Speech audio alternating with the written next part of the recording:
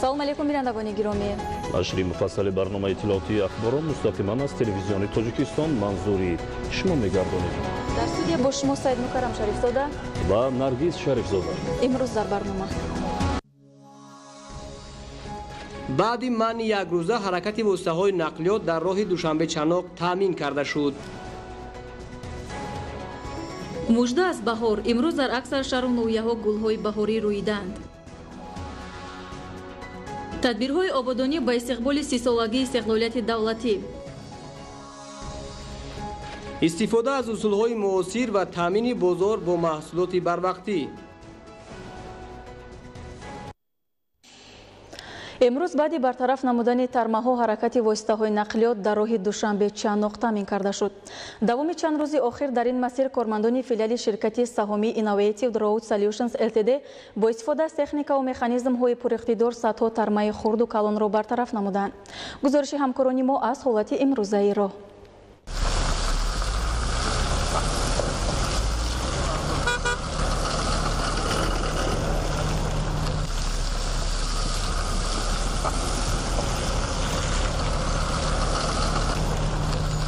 барои таъмин намудани ҳаракати воситаҳои нақлиёт дар роҳи Душанбе-Чаноқ давоми чанд рӯзи охир кормандони филиали ширкати саҳомии Innovative Road Solutions Ltd дар ҷумҳурии Тоҷикистон бо истифода аз техника ва механизмҳои пуриқтидор 185 тармаро бартараф намуданд. мутахассисони ширкат мегӯянд роҳи мазкур ки аз минтақаҳои нисбатан осебпазир аз офатҳои табиӣ мегузарад махсусиятҳои худро дорад ва дар фасли зимистон таъмин намудани ҳаракати воситаҳои нақлиёт дар ин масир масъулияти бештарро низ тақозо мекунад. давоми соли равон сарфи назар аз бориши бошидату беисти барф ва пайдарпай фаромадани тармаҳо дар масири зикршуда ба истиснои 2 рӯзи моҳи январ ва 5 рӯзи моҳи феврал ҳаракати доимии воситаҳои нақлиёт таъмин карда шуд. аммо замони муваққатан қатъ гардидани ҳаракати нақлиёт аз километри 47 ба самти Хуҷанд ва аз километри 81 ҳудуди ноҳияи Айнӣ ба ҷониби шаҳри Душанбе рафту омади воситаҳои нақлиёт аз шаҳри Хуҷанд ба шаҳри Панҷакен ва навоҳии Айнӣ ва кӯҳистони Махчор таъмин буд.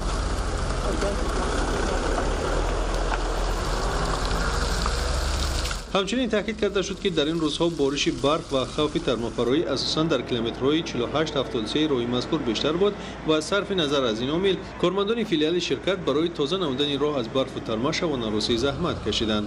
имрӯзҳо дар маҷмӯъ дар ҳама қитъаҳои роҳи Душанбе-Чаноқ барф бисёр зиёд буда дар баъзе мавзеъҳо баландии он ба 2 метр мерасад. дар робита ба ин аз ронандагону мусофирон даъват ба амал оварда мешавад ки тасмими ширкатро ки аз фармоиши якҷояи вазоратҳои корҳои дохилӣ ва нақлиёти мамлакат маншаъ гирифтааст дарк кунанд, зеро дар ҳолати зарурӣ маҳдуд кардани ҳаракат дар навбати аввал ба бехатарии худи онҳо рабт дорад. айни замон коргарону мутахассисони ширкат ба васеъ намудани 2 шафати роҳ ки зери тарма аст машғул мебошанд, зеро бо анҷоми ин кор ҳаракати воситаҳои нақлиёт аз 2 самт бемушкил сурат мегирад. нағз тоза кардам, мана мо озод рафтосим, раво дутарафа кушод, ҳамаш нағз. ҳарчанд ки роҳ аз барфу тарма тоза карда шуда бошад ҳам ба хотири ба амал наомадани танбашавӣ ҳаракати мошинҳои боркаши притсептор ва фураҳо муваққатан манъ карда шудааст. иттилоъ дода шуд ки барои фаъолияти муназзаму пурмаҳсул аз ҷумла нигаҳдории роҳ дар фасли зимистон ширкати мазкур 10 000 метри мукааб маводи зидди лағжиш, 260 000 литр сӯзишвории дизелӣ, 85 тонна ангишт ва ба миқдори зарурӣ сарулибоси зимистонаи махсус барои кормандон захира намудааст ва анҷоми ин кор имкон медиҳад ки рисолати ширкат яъне нигаҳдории шоҳроҳ дар сатҳи хуб ва сифати баланд амалӣ гардад.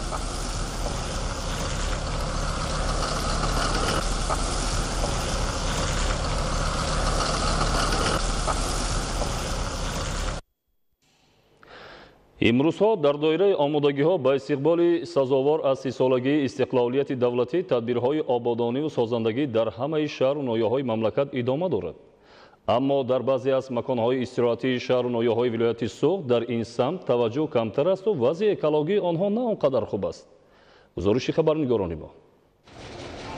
дар урфият тарбориданро ба сарборидан баробар медонанд, чаро ки ниҳол низ яке аз нишонаҳои неки инсонӣ асту парваришу ба воя расониданаш дар радифи тарбияи фарзанду бунёди хона таваҷҷӯҳу ранҷу масъулияти зиёдро талаб мекунад ва чун ба воя расад ба мардум манфиат меорад. аз он ки дар маркази вилояти Суғд ба хотири аз дарахтон озод кардани хати барқ кормандони шабакаҳои барқии шаҳри Хуҷанд арчаҳои сарсабзу хуррамро ки шояд тӯли 50-60 сол ба воя расидаву як гӯшаи диёрро тароват бахшидаву ҳавои шаҳрро тоза месозанд, дар рӯзи равшан бидуни андеша саркӯбу сарбор мекунанд ва албатта дидани чунин ҳолати ҳузунангез касро ғамгину ошуфтаву нороҳат месозаду дили кас ба дарахтони бегуноҳу безабону сарсабз дар остонаи баҳор месӯзад. متاسفانه با کمک این درختان سرسبز و سربریده و بیزبان خادمان حفظ محیط زیست شهر خوجند وقت نمی‌یابند و یا امکان پیدا نمی‌کنند یا هر دو. مدیر قصر فرهنگ رقم سوم جماعت دهمای ناحیه جبار رسول مراد جوریف را از وضع طاقت فرسا و غیر سانیتاری و غیر اکولوژی حدود این مأخذ هنر پرسان شدیم. نامبرده از باب دیگر عرض دیل کرد. جماعت ما هیچ نمی‌کنه. دیگه کار پانا جماعت می‌کنه. من یک سال بعد بار نکنیم 10 بار 15 بار خانه میبان میرم کنسرت رو و این چسب میرم هر سال هر 10 بار 15 بار. این صوبه جماعت نقشه چه؟ نقشه جماعت نقشه فرهنگ هم نه هرشون من خوب چلاگیر میریم پان کنسرت طور جماعت خودم میکنه اینو دستگیریش مزاش نه راهکار تحصیل رو هم خدا من تلفن کنه فلان جای رفته کنسرت من از خب میگم اپراتور همه چیز هست اپراتور جماعت میلش موندگی ما آوردگم نه ژاپن اپراتور همه چیز هست اینا فقط ما قزوار پول نیست میگه رئیس جمهور اگه جا میگرد اینا حیران خیر چون وضع سانیتاری و اکولوژی حدود قصر ویرانه و ولنگار خانه مدنیت را که در اصل از فرهنگ و تمدن و مدنیت آثاری نداشت از نزدیک دیدیم واقعا غمگین‌تر و ناراحت‌تر گشتیم. از 1972 سال ساختگی همه سال همه وقت با اون نگیده 49 سال شده من بایم من 50 دارم نمازی وارد قصر بنان فرهنگ و مدنیت جماعت گشتیم و راستی از دیده ها نیز پشیمان گشتیم زیرا پای در پای با چشم مردم خاکپاشی ها و ساختکاری های زیاد را احساس کردیم چون دیدیم که دوزنده یک گوشه قصر فرهنگ را به اجاره گرفته و در حالت ناگوار قرار داده است. گذشته از این همین سیخ دوزندگی را در آمار خویش مسئولین جماعت سیخ قالین بافی و اطلس و ادرس بافی نامنویس کرده به قول با یک تیر چند نشان گرفتند.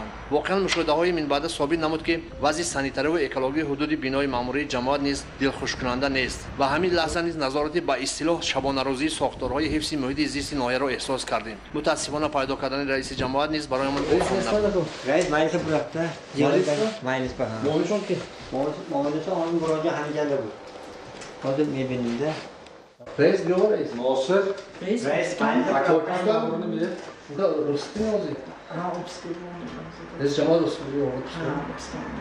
وقتی که از شهرهای دوشنبه خوجند توسط جماعت دهمای ناحیه جبار رسول گذر میکند از دور به دیدن یک بینای با حشمتی بنان فرهنگ جای آباد مد نظر میآورد اما در اصل اینطور نیست. اگر از یک جانب ویران و ولنگاری قصر فرهنگ کس را غمگین و پریشان خاطر سازد از جانب دیگر حالت طاقت فرسای محیط اطراف آن به زبان آمده و از بیننده پرسان میشود که در این ناحیه و در این شهر و در این ولایت چرا خادمان حفظ محیط زیست چنین حالت را نمیبینند و اگر بینند چرا چاره نمیاندیشند. همین سوال را از درختان سربریده و سرکوب مرکزی ولایت نیز میتوان شنید.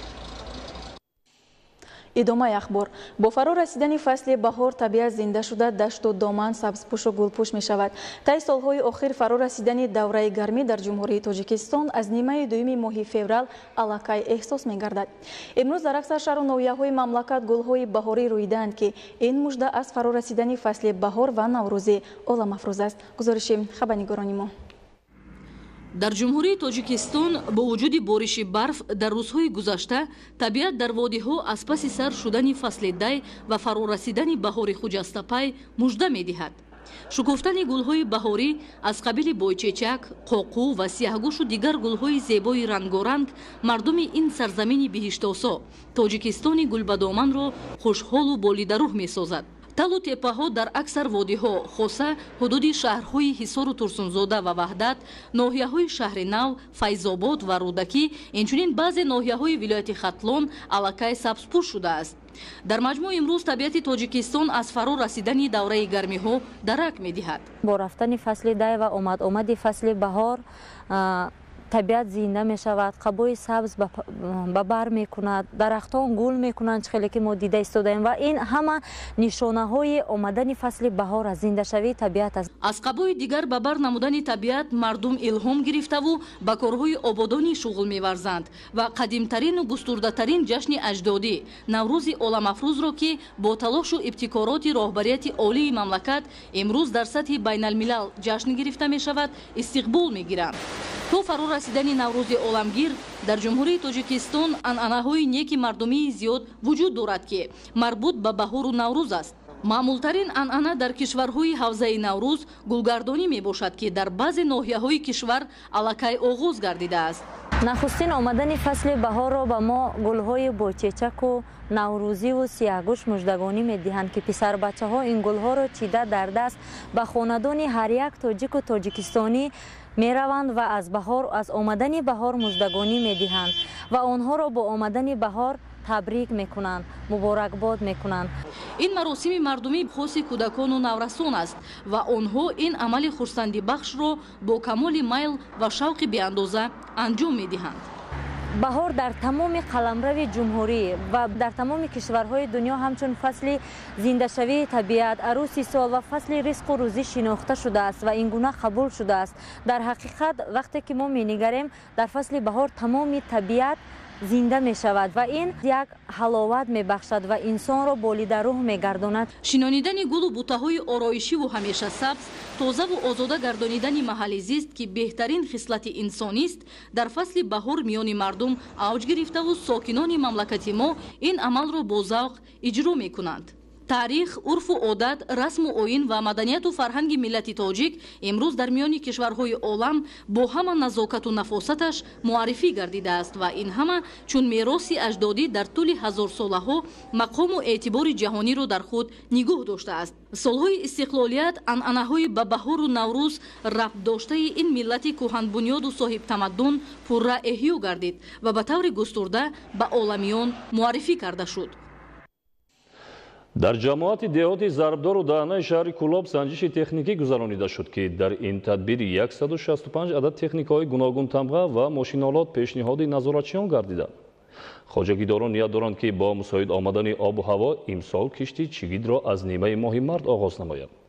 гузориши Раҳматалӣ Назрӣ аз шаҳри Кӯлоб. кишоварзони шаҳру деҳоти Кӯлоб мақсад доранд ки имсол дар майдони 7407 гектар кишт гузаронанд. айни ҳол дар майдони 3005 гектар кишти тирамоҳӣ гузаронида шуда, дар мавсими имсола дар майдони 3000 гектар пунбадона ва дар боқимонда заминҳо дигар намуди зироату полизиҳо ва хӯроки чорво кишт карда мешаванд. барои ҳарчи зудтар оғоз намудани кишт ва дар муҳлати хуби агротехникӣ ба анҷом расонидани ин маърака, роҳбарони хоҷагиҳо ва механизаторон техникаҳои лозимаро баъди муоинаи техникӣ ба кишти баҳорӣ омода менамоянд.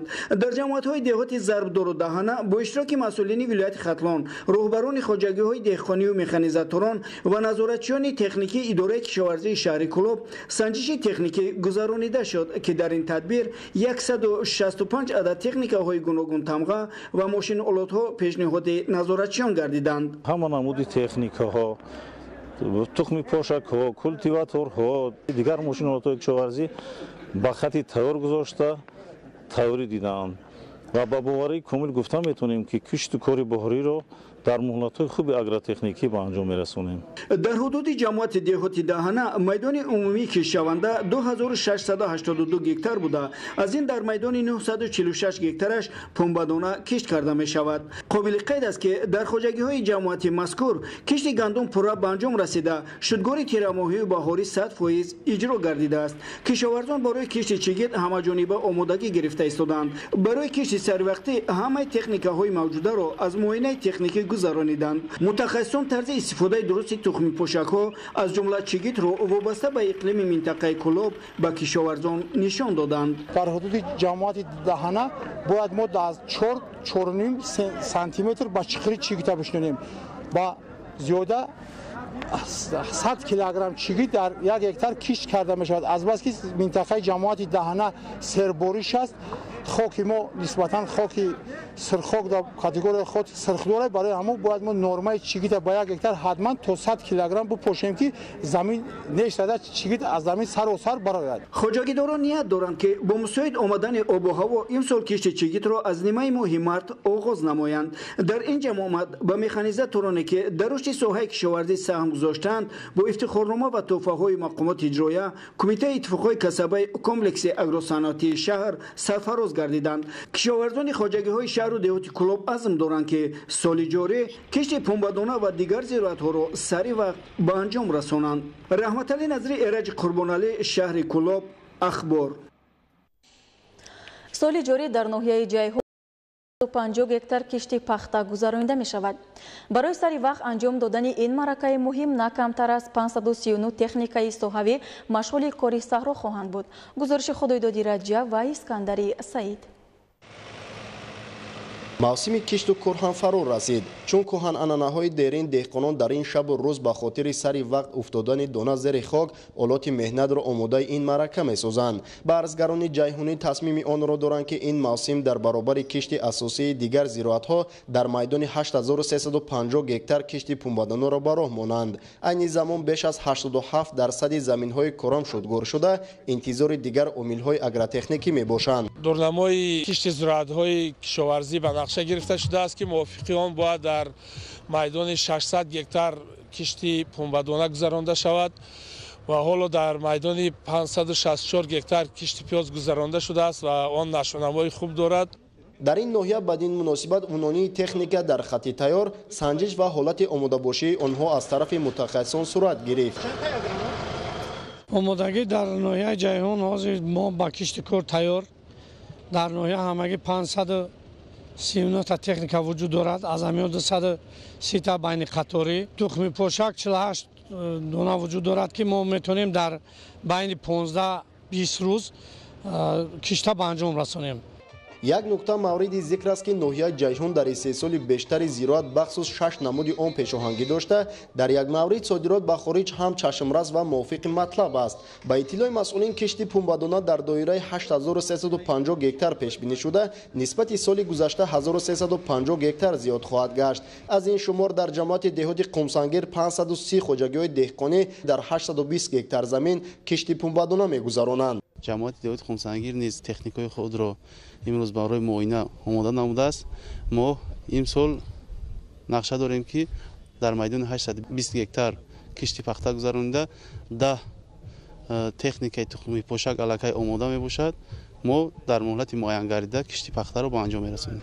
وابسته به طلبات در 3 سال اخیر در ناحیه از حساب زمین‌های پرتو و نورسایی آب پولیزی 4500 گکتار این گونه میدان‌ها به گردش کشاورزی وارد شد که اساسش به جمعیت دارای مسئولیتش محدود وادی زری نسبت داده می‌شود. در این جمعیت تمام تکنیک‌هایی که به خط تیار گذاشته شده است از نمونه معاصرش بوده اصول کشت و کار در دایره آبیاری قطرگی به راه مانده می‌شود. برای در مهلت اپتیمالی انجام دادن معرکه کشت بیش از 49 تخم پوشک از سنجش متخصصان گذاشتند که با این مقدار در حالت مساعد آمدن باد و هوا میتوان معرکه کشتی پنبه‌دانه را در 15-20 روز خاتمه بخشید. بعد پر از نظر گذراندن این تکنیک و ماشینالات ساحوی کارشناسان از یک قطار کمبودی‌های جزئی که آشکار گشتند مکانیزاتوران را وظیفه دار کردند که پای اصلاح شده صفت کشت را تامین سازند.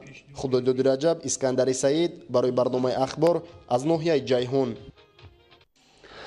در 11 جماعت دهات شهر وحدت بنیاد گرمخانه‌ها برای پرورش سبزوات بروقتی و میوه‌های سیتروسی ادامه دارد.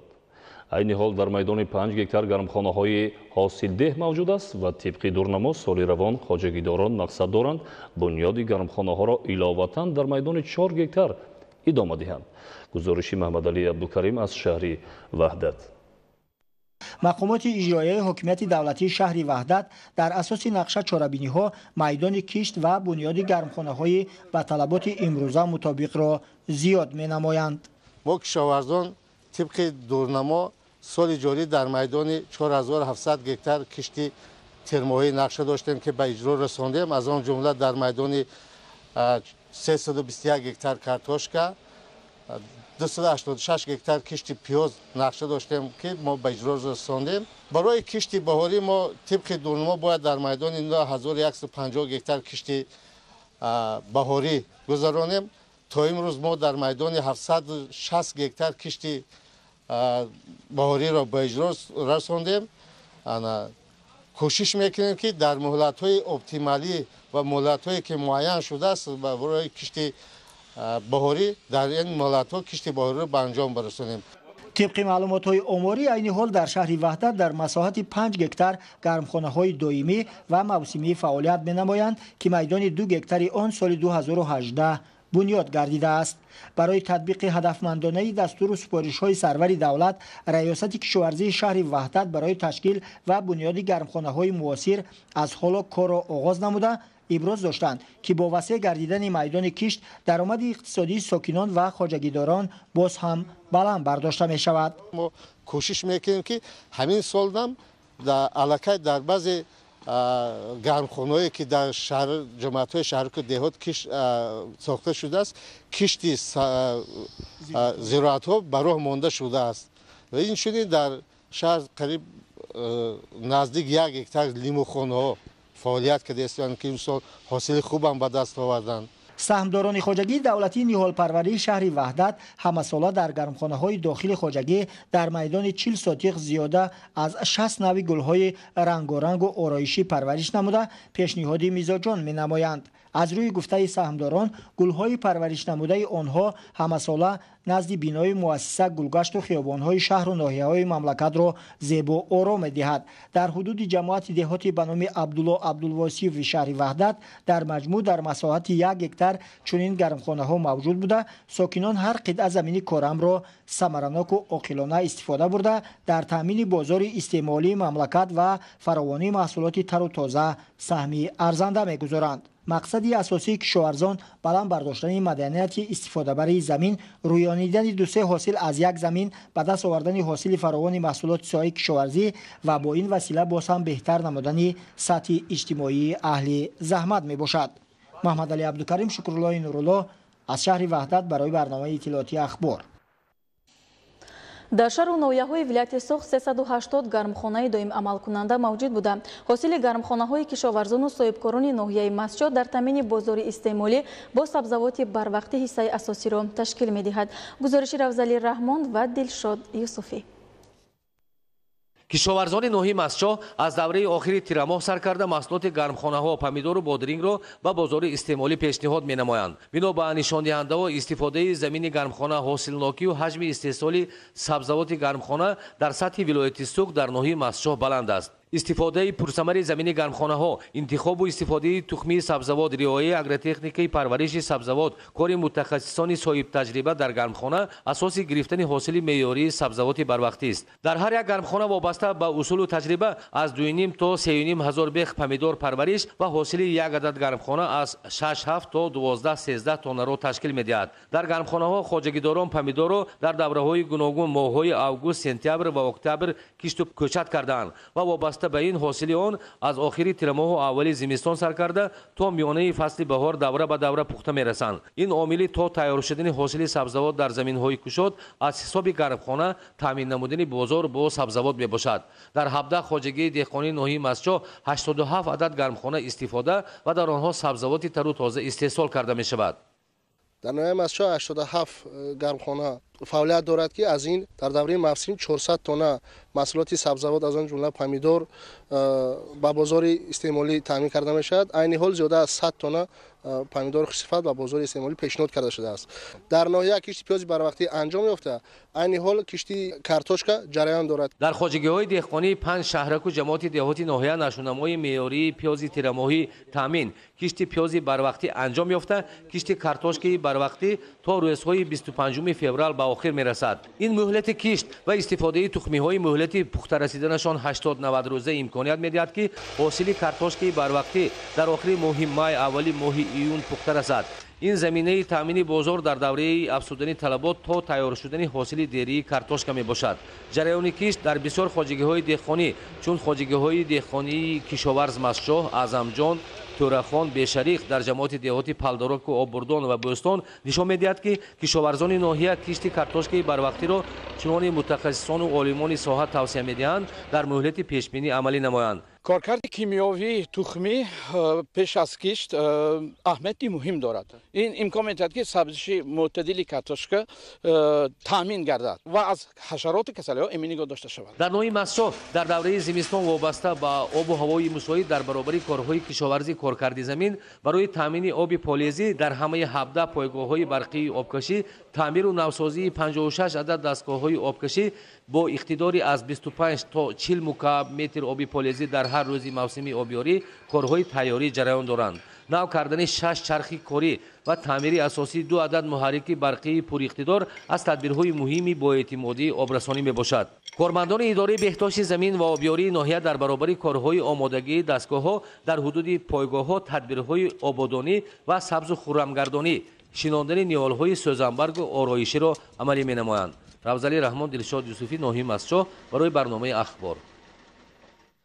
олимони филиали институти зироаткорӣ дар шаҳри боғтари вилояти Хатлон дар баробари ихтирои навъҳои гуногуни зироати кишоварзӣ ҳамчунин барои баланд гардидани ҳосили зироату боғот ба хоҷагидорон тавсияҳои судманд медиҳанд.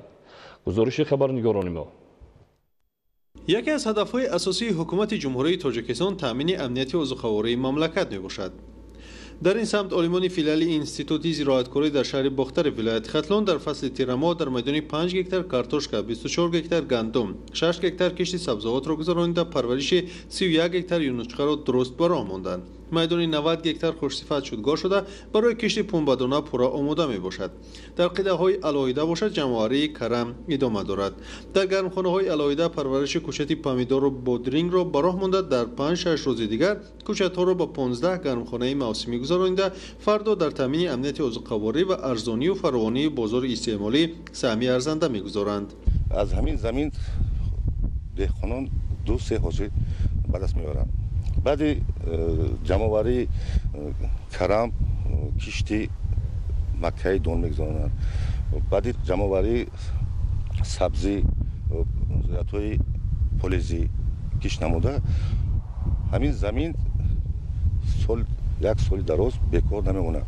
олимони филиали институти зироаткорӣ дар шаҳри боғтари вилояти Хатлон худ дар қидаҳои таҷрибавӣ меъёрҳои додани нуриҳои минералиро тавассути техника қатъӣ riоя карда меъёрҳои онро ба кишоварзон тавсия медиҳанд. барои агар гирифтани 50 центнер ҳосили гандум мо бояд 120-150 кило нури азотӣ, 60-80 кило нури фосфорӣ ва 40-60 кило нури калигӣ бояд истифода барем.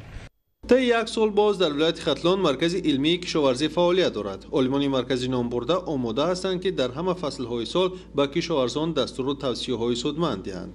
توصیه می‌کنیم که آماده از اینجا توصیه گیرن و نمودهای تخمی بهترین که در اینجا علمان کار کرده برآمدگی‌اند از اینها گیرند و مسئولیت آنها را گیرند و کارا پیش برند. از دستور و توصیه‌های آلمان ثمراناک استفاده بردن، در پیشرفت آبادی وطن سهم گذاشتن، محیط زیست را تازه آزاده نگه داشتن، قرض وطنداری ماست و انجام اقدام‌های نیک به خاطر سرسبزی کشور عزیزمان میباشد. برنامه اخبار رو ادامه میدهیم. تاماکوکشی با مرگ انسان آورده میرساند. به اندیشه متخصصان ساحه طب در ترکیب دود تاماکو ماده‌های زهرناک موجودند که انسان را مبتلای بیماری‌های تبابت نشونده میگردانند. زلفیه رحیم‌زاده دایر به ضرر تاماکو معلوماتی بیشتر میدهد. истифодаи тамоку на ин ки ба саломатии шахси тамокукаш балки ба нафароне ки дар наздикии ӯ қарор доранд зарар дорад. таркиби дуди тамоку моддаҳои заҳрнок ба монанди цианид, мишяк ва никотин дору мебошанд ки онро ба кислотаи цинилӣ баробар мекунанд. ин моддаҳо тани солимро ба дардҳои гуногун гирифтор мекунанд. никотин ба узвҳои асаб, ҳозима, роҳҳои нафаскашӣ, дилу рагҳои хунгард, гурда, ҷигар ва ғайра таъсири бад мерасонад. муайян карда шудааст ки тамоку метавонад сабаби зиёдшавии дараҷаи бемориҳои дилу рагҳо, дар давраи бадтари ҳаёт бемориҳои саратонӣ, махсусан саратони шуш ва зиёдшавии фавт аз бемориҳои узвҳои нафаскашӣ гардад. истифодаи тамоку миёни занон ва наврасону ҷавонон дар тамоми давлатҳои ҷаҳон нигаронкунанда арзёбӣ мегардад. бино ба маълумот 90% заноне ки ба истеъмоли тамоку даст мезананд, ҳатто дар овони ҳомиладорӣ аз ин амали номатлуб худро канор намегиранд. никотин ҷабиши ғизоро аз рӯйдоҳҳо суст мекунад, асаби марказиро ангезида фишори хунро баланд, хунрагҳои маъидаро танг, нафаскаширо тез, лобпардаҳои бронхоро ба ангезиш оварда боиси бронхити музмин, бронхитҳои обструктивӣ ва астмаи бронхиалӣ ва инкишофи тадриҷии эмфисемаи шушҳо оварда мерасонад. таъсири манфии тамоку ҳангоми ҳомиладорӣ дар давраи дохилибатнӣ метавонад эҳтимолияти мурдатаваллудкунӣ ва ё нуқсонҳои модарзодиро зиёд намояд. ҳангоми ширмакунӣ тамокукашӣ сабаби синдроми марги ногаҳонии навзод шуда метавонад. бадтар дар синни кӯдакӣ ва наврасӣ таъсири тамоку метавонад сабаби бемориҳои ҷиддӣ ва ҳатто маъюб майёбшавии фарзандон гардад. акнун андеша намояд ки истифодаи тамоку дар байни занон чӣ қадар оқибатҳои ногувор ва хатари носолимии насли ояндаро ба миён меорад. андеша бояд кард ки истифодаи тамоку дар байни занон ба менталитет ва одобу ахлоқи тоҷикона ҳаргиз рост намеояд. аз рӯи таҳлили коршиносони байналмилалӣ дар асри 20 дар сатҳи ҷаҳон тамоку сабабгори марги беш аз 10 миллион одамон гардидааст. онҳо ба он назаранд ки агар ин тамоюл идома ёбад ин шумора дар асри 21 метавонад ба 1 миллиард расад. ба онҳо ҳаме қадар тавсия дода метавонам ки вақти онҳо аз тамоку вобастагӣ организмашон доранд онҳо ҳатман бояд ба духтурони нарколого муроҷиат кунанд ва аз онҳо маслиҳат гирифта аз ин одати бад даст кашанд, ба худмуолиҷакунӣ машғул нашаванд. ба хотири пешгирӣ кардани чунин оқибатҳои ногувор ва мубориза алайҳи ин амали номатлуб дар ҷумҳурии тоҷикистон низ қонуни ҷумҳурии тоҷикистон дар бораи маҳдуд намудани истифодаи маҳсулоти тамоку аз соли 2010, фармони президенти ҷумҳурии тоҷикистон дар бораи танзими муомилоти маҳсулоти тамоку аз соли 2013 ва нашри нави қонуни ҷумҳурии тоҷикистон дар бораи маҳдуд намудани истифодаи маҳсулоти тамоку аз соли 2018 мавриди татбиқ қарор доранд ки мақсади асосии амалишавии онҳо роҳандозӣ гардидани тарзи ҳаёти солим мебошад. муҳим аст ки ҳар нафар ба хотири солимии худ ва наздикону аҳли ҷомеа ибораи тарки одат амри маҳолро баҳона накарда як тараф гузоранд ва зиндагии солиму хушбахтонаро пеш гиранд. дар замони муосир дар баробари дигар бемориҳои сироятию хатарзо бемории диабети қанд низ яке аз мушкилоте аст ки ҷомеаи ҷаҳонро нигарон кардааст. мутаассифона дар ҷумҳурии тоҷикистон низ гирифторони ин беморӣ зиёд буда барои пешгирӣ ва муолиҷа аз ҷониби давлат ва ҳукумати ҷумҳурии тоҷикистон тадбирҳои зарурӣ амалӣ карда мешавад. нуралии сафомиддин мавзӯъро пайгирӣ кардааст. диабети қанд аз бемориҳое мебошад ки дар ҷисми шахси гирифтор ба он гормонҳо бо номи инсулин тавлид намешавад ва ё агар мавҷуд ҳам бошад ба шакли зарурӣ фаъолият намекунад. дар шахсони дучори ин беморӣ бо далели он ки инсулин камбудӣ дорад ва ба хубӣ амал намекунад қанд ё глюкоза дар хун боло меравад. сабаби ин омилро мутахассисон дар фарбеҳии зиёд ва аз меъёр зиёд мавҷуд будани холестерин дар таркиби хун медонанд. аломатҳои пайдоишавии бемории диабети қанд бисёртар беморон муроҷиат мекунанд бо хушк шудани даҳон, ташнагӣ, зиёд нӯшидани об, тез пешобронӣ, хирашавии чашмон, дард ва сӯзиши пойҳо, харобшавӣ, дер шифоёбии захмҳо, зуд сироятёбӣ. дар байни кӯдакон тифлони навзод бошад, ин бе ягон аломат харобшавии тифл, хушк шудани пӯст ва пардаҳои лобии тифл ва ҳангоми пешоб кардан дар латтача ё ин ки дар изорчаи тифл шахшулӣ пайдо мешавад ки ин аломатҳои пайдошавии бемории диабети қанд дар тифлони навзод мебошад. новобаста аз оне ки пас аз соҳибистиқлол гардидани ҷумҳурии тоҷикистон имконияти созгор фароҳам оварда шудааст, мутаассифона сол то сол шумораи гирифторони бемории диабети қанд бештар мегардад. тибқи иттилои мутахассисони соҳаи тиб бемории диабети қанд ба ду марҳила ҷудо мегардад. бемории диабети қандро ба ду гурӯҳ ҷудо мекунанд. навъи якум ва навъи дуюм. бемории диабети қанди навъи якумро инсулин вобаста мегӯянд, чунки бетавҷаҳрия ғадуди зери меъдаи ин гуна беморон инсулин ҳосил намекунанд ё ин ки миқдори ҳосил карданашон хеле кам аст ки талаботи моро қонеъ гардонида наметавонад. ба инҳо гирифтор мешаванд аз давраи навзодӣ то синни 35 сола. диабети қанд навъи дуро инсулин новобаста мегӯянд, чунки бетавҷаҳрия ғадуди зери меъдаи ин гуна беморон инсулин ҳосил мекунанд, лекин инсулин вазифаи худро иҷро карда наметавонад, яъне миқдори қандро аз хун гирифта ба ҳуҷайраҳо бурда наметавонад. аз ин лиҳоз қанд дар хун зиёд мешавад. ба ин гурӯҳ гирифтор мешаванд аз яъне калонсолон, яъне аз синни 35 сола боло. бемории диабети қанд имкон дорад омили ба вуҷуд омадани оризаҳои рагҳои қалбӣ гардад. тавсия дода мешавад ки шахси бемор бояд вазни худро дар ҳадди миёна нигоҳ дошта дар доираи пешниҳоди табибон амал намуда аз истеъмоли хӯрокҳои гуногун худдорӣ кунад. бемороне ки гирифтори диабети қанд ҳастанд, онҳо бояд аз истеъмоли маҳсулотҳои қаннодин, яъне шириниҳои қаннодин онҳо бояд даст кашанд. истеъмол кардани чарб, аз истеъмоли чарбҳо ва истеъмоли хамириро бояд кам кунанд. маҳсулотҳое ки яъне гӯштие ки равғаннокиашон зиёд ҳастанд, онҳо бояд кам истеъмол кунанд ва кӯшиш кунанд ки дар хӯрок ҳангоми тайёр кардан аз равғанҳои растанӣ бештар истифода баранд ва маҳсулотҳои ширие ки равғаннокиашон камтар ҳаст, онҳо бояд бисёртар истеъмол кунанд. бемории диабети қанд фаъолияти ҳуҷайраҳои узви инсонро суст карда, ҳамчунин боиси пайдо кардани дард дар узвҳои гуногуни инсон мешавад. тавре дар урфият мегӯянд табиби ҳар шахс худи уст. нуралӣ сафомиддин, мақсади мақсад, барои барномаи ахбор.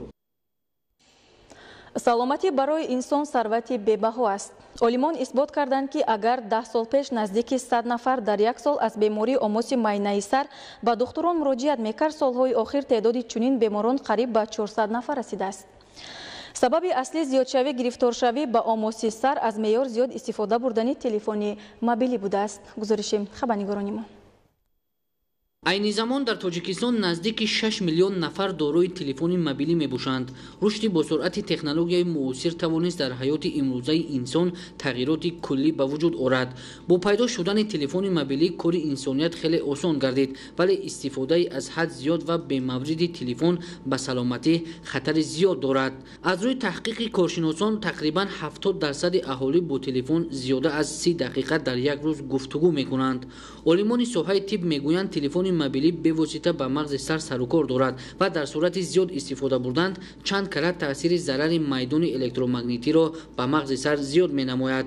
дар натиҷа инсон ба бемориҳои гуногун аз ҷумла омоси сар, фаромӯшхотирӣ, асабонӣ гирифтор мешавад. натиҷаи тадқиқоти анҷомдодаи олимони соҳаи тиб муайян кардааст ки дар тоҷикистон танҳо 20% истифодабарандагон аз зарари телефони мобилӣ огаҳанду халос. мутаассифона бештари ҷавонон соатҳои зиёд бо телефони дастӣ гуфтугӯ мекунанд. ин ҳолатро падару модарон бо чашми худ мебинанд ва ба он чандон аҳамият намедиҳанд. давоми солҳои охир теъдоди зиёди бемориҳои шорбаланде, бемориҳои ишемикии дил, бемориҳои саратон, аз он ҷумла саратони майнаи сар, саратони ҳуҷайраҳои хун ва инчунин ҳуҷайраҳои бофтаҳои устухонӣ, бофтаҳои нарм ва инчунин бемориҳои узвҳои саратони бемориҳои узвҳои ҳозима теъдодашон дучанд зиёд шудааст. яке аз омилҳои асосие ки ба ин бемориҳои асосӣ оварда мерасонад, ин таъсири аз меъёр зиёд истифода бурдани телефонҳои мобилӣ мебошад ки ба организми инсон бо таъсири нурҳои зарарноки ултрабунафш таъсир карда сохтори ҳуҷайраҳои таркибии тамоми организмро дигаргун месозанд, ки дар натиҷа зиёд пайдо шудани бемориҳои саратон мегардад. зарари дигари телефон ин истифодаи гӯшмонакҳо мебошад. ҳангоми зиёд ва баланд гӯш кардани мусиқӣ бо гӯшмонакҳо он ба паст шудани шунавоӣ оварда мерасонад. имрӯз кӯдакони хурдсол ва мактаббачагон низ аз телефони мобилӣ васеъ истифода мебаранд. онҳо телефонро на танҳо чун воситаи гуфтугӯ, балки бештар барои бозӣ истифода мекунанд. кам нестанд имрӯз ҷавононе ки аз хирашавии чашм шикоят накунанд. ҳангоми зиёд ва аз наздик нигоҳ кардан ба экрани телефон он нури чашмро хира мекунад. зарари телефон ба инсон ин якум ба системаи шунавоӣ ба хароб гаштани системаи марказии асаб, ҳатто тонобиноӣ оварда мерасонад. таъсири манфие ки дар охир оварда мерасонад метавонад ба бемории саратони майнаи сар, яъне ки ба узви босира, узви шунавоӣ оварда мерасонад, ҳатто то кару гунги ҳам оварда мерасонад. табибон таъкид медоранд ки организми кӯдак ҳангоми истифодаи телефони мобилӣ бештар аз калонсолон зарар мебинад. кӯдак зуд хаста шуда рӯҳияаш ноустувор мегардад, дар натиҷа зуд асабонӣ ва бадмуомила мешавад. ҳангоми зиёд гап задан бо телефон майнаи сар карахт ва таби инсон хира мешавад. барои эмин будан аз таъсири манфии телефон ба саломатӣ ҳар шахс бояд маърифати баланди истифодабарии телефони дастиро дар мадди назар гузорад. ҳамзамон ҳангоми хоб рафтан аз худ дур гузоштани телефони мобилиро ҳеҷ гоҳ фаромӯш насозад. нуриддини қурбон, убайдуллои сайвалӣ барои барномаи ахбор. барои фароҳам овардани шароити арзандаи таҳсил дар ҷамоати деҳоти зайнабободӣ ноҳияи рӯдаки аз ҷониби як нафар соҳибкор сохтмони бинои нави сеошёнаи таълимӣ бо суръат идома дорад. гузориши хабарнигорони мо. бинои нави таълимии сеошона дар назди муассисаи таҳсилоти миёнаи умумии рақами 85 деҳаи олисомони ноҳияи рӯдакӣ бинобар нурасоии ҷойи нишаст ва шароити арзандаи таҳсил аз ҷониби соҳибкор абдуҷаббор қурбонов сохта ба истифода дода мешавад. тибқи лоиҳа бинои таълимии мазкур дорои 13 синфхона ва кабинетҳои фаннӣ буда барои 640 нафар хонанда дар ду баъз пешбинӣ шудааст.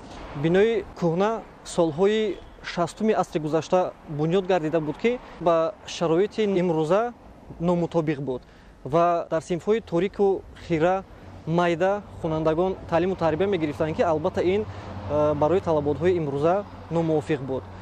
бо ташаббуси асосгузори сулҳу ваҳдати миллӣ пешвои муаззами миллат президенти муҳтарам эмомалӣ раҳмон бинои нави таълимгоҳро бунёд карда барои беҳтар кардани сифати таҳсилот боз ҳам беҳтар кардани таълиму тарбияи насли наврас як саҳми худро бигзоранд.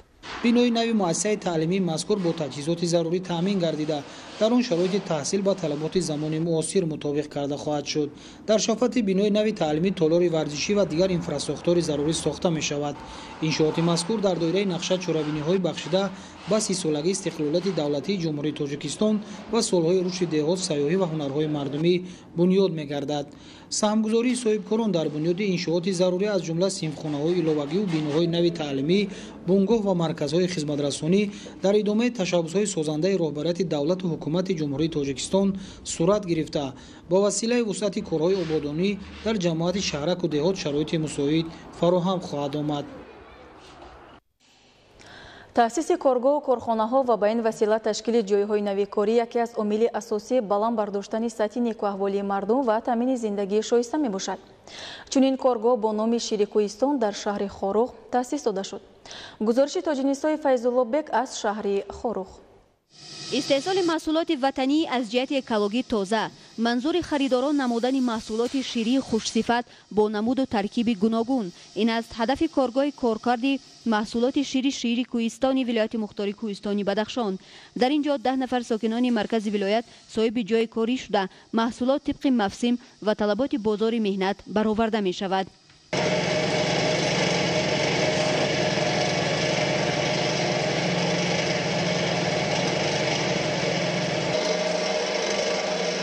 айни замон мо 7 намуди маҳсулот истеҳсол менамоем. дар фасли зимистон талаботи мардум ба шир зиёд аст. дар тобистон бошад бештар кефир, йогурт истеҳсол карда мешавад. ният дорем корхонаро васеътар намоем. баъзе маҳсулотҳоро дар фасли тобистон омода менамоем. барои мисол панир аз шири қутус ё дигар намуди йогурт. ният дорем ки дар фасли тобистон боз истеҳсоли панирро давом диҳем. дар ҳамкорӣ бо шарикони рушд мутахассисони хориҷӣ иловатан технологияи дигари наву муосир дастрас карда шуд. як нави панир ки танҳо аз шири қутус омода мегардад истеҳсол хоҳад шуд. ин истеҳсолот аз ҷониби коргоҳи шири Кӯистон дар ноҳияи дурдасти Мурғоб ки макони ҳайвоноти калони шохдори қутус мебошад ба роҳ монда мешавад. бо амалӣ шудани ин ҳадаф дар бозори истеҳсолот боз як панири нав манзур гардонда шуда зиёда аз 10 нафар сокинони ноҳияи баландкӯҳи Мурғоб бо ҷои кори доимӣ ва 15 нафар бо ҷои кори муваққатӣ таъмин хоҳанд гашт. дар доираи вусъати корҳои ободонӣ ба истиқболи ҷашни 30-солагии истиқлолияти давлатии ҷумҳурии Тоҷикистон аҳоли деҳотии деҳқондариқи ноҳияи Фархор бо оби тозаи нӯшокӣ таъмин карда шуданд. идомаи мавзӯъ дар гузориши Сайҷафари Маҳмадалӣ ва Хуршеди Нодирхон. дар доираи вусъати тадбирҳои ободониву созандагӣ ва амалӣ гаштани нақшаи чорабиниҳо бахшида ба истиқболи ҷашни 30-солагии истиқлолияти давлатии ҷумҳурии Тоҷикистон дар ноҳияи Фархор барои беҳтар намудани таъминоти аҳолии маркази ноҳия бо оби тозаи нӯшокӣ тибқи лоиҳа сохтмони боз як чойи нави амудӣ идома дорад. барои беҳтар намудани таъминоти оби нӯшокӣ дар ноҳияи Фархор 2 чойи амудӣ канда ба истифода дода шуд. сеюм чойи амудӣ ба чуқурӣ 95 метр идома дорад. имрӯзҳо дар баробари сохтмони чойи амудӣ то обанбори асосӣ бо қубури қутраш 200 кашидани хатти оби нӯшокӣ низ идома дорад ки аллакай дар масофаи зиёда аз 1800 метр қубурҳои полиэтилении мазкур пайваст карда шуданд. то обанбори асосӣ 2 километрро дар бар мегирад ки мо пайвасткунии ҳамин қубурҳоро давом дода истодаем. агар ҳамин қубурҳоро пайваст карда ба истифода диҳем аҳолии шаҳраки ноҳияи Фархор ба оби нӯшокии хушсифат таъмин мешавад. бо дастгирии ҳукумати ҷумҳурии Тоҷикистон ва амалӣ гаштани лоиҳа то ин давра дар ҳудуди ҷамоати шаҳраки Фархор дар масофаи беш аз 13 километр хатои оби нӯшокӣ пурра аз навсозӣ гардида 2 обанбори нав ва бинои маъмурии корхона бо як озмоишгоҳи замонавӣ сохта мавриди истифода қарор дода шуд. дар идомаи чунин корҳои созандагӣ соли равон баъди интиқол додани оби 3 чойи амудӣ то обанбори асосӣ аҳолӣ ва ташкилоту муассисаҳои маркази ноҳия ва сокинони маҳаллаҳои навбуниёди ҷамоати деҳоти Фархор ва 20-солаги رسیدگی استقلال دولتی پورا به آب تازه نوشاکی تامین می‌گردد. برای حل چنین مشکلات اجتماعی با اقدام شخصان سخاوت‌پیشه در همکاری با شریکان رشد در جماعت دهات دهقاناری ناحیه برای اهالی دهه ارچه و گلستان نیز چوهای عمودی ساخته به استفاده شد و از این حساب آینده ساکنان دهه راه نو جماعت دهات مذکور نیز با آب نوشاکی تامین کرده می‌شود.